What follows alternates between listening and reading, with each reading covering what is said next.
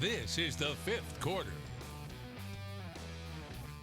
Welcome back into the fifth quarter. We're getting so close to playoffs, I can feel it now. But, Joe, before we get there, let's talk about Pinder and Trash. You know, two teams that needed big-time wins tonight if they wanted to keep their playoff hopes alive. Yeah, well, for these two teams that have struggled throughout the course of the season, I think they're all looking, just trying to put their best foot forward and see if they can find themselves in position to win a football game. We'll see if they can do so tonight. Yeah, that's absolutely correct. So let's go way up north for those highlights to Croatan. They're hosting Pinder tonight. Croatan having a great season, setting at 8-2 coming into tonight. Pinder trying to keep this one close in the first half, but the Cougars came out firing on all cylinders.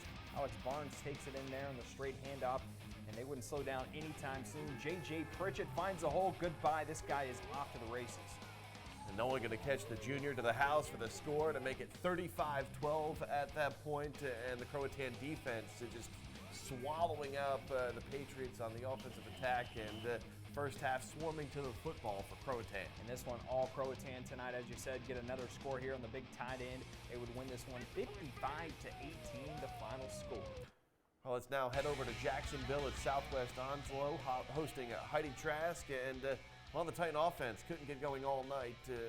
Long in the cold, they can't handle the snap. Southwest Onslow already up big early on in this one. And they would continue to turn it on. As we said, Trash tried to get something going offensively, but they could not. And tonight would really turn into the Stallions running the football on the edge. They would put up 42 points in the first quarter of this game alone, led 55-0 at the halftime break. Southwest Onslow takes care of business tonight. Trask did score a few times in the second half, but it was a little too late. The Titans fall on the road 62-14, the final score. So with those finals now in the books, unless something crazy happens, it looks like both Pinder and Trask, two county rivals there, will most likely miss out on the playoffs this season. Well, a tough season for both of those programs this year.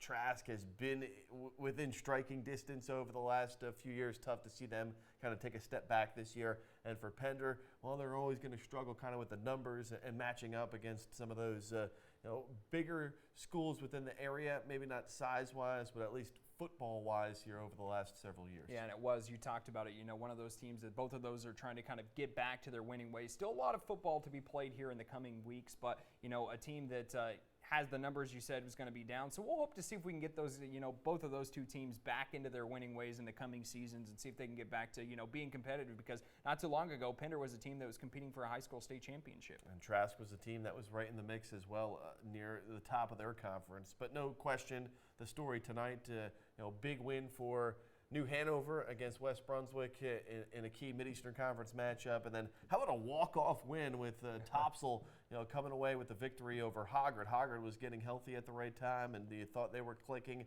And then the Pirates pull off a huge upset tonight. You're right. We'll talk about that just a little bit later. But before we end this break, let's check out your final scores one more time from around the state. Starting in the Mid-Eastern Conference, as we said, New Hanover beats West Brunswick 28-7. North Brunswick goes on the road, knocks off the Lenny Buccaneers 42-14. South Brunswick all over Ashley 36-0 tonight down in Southport.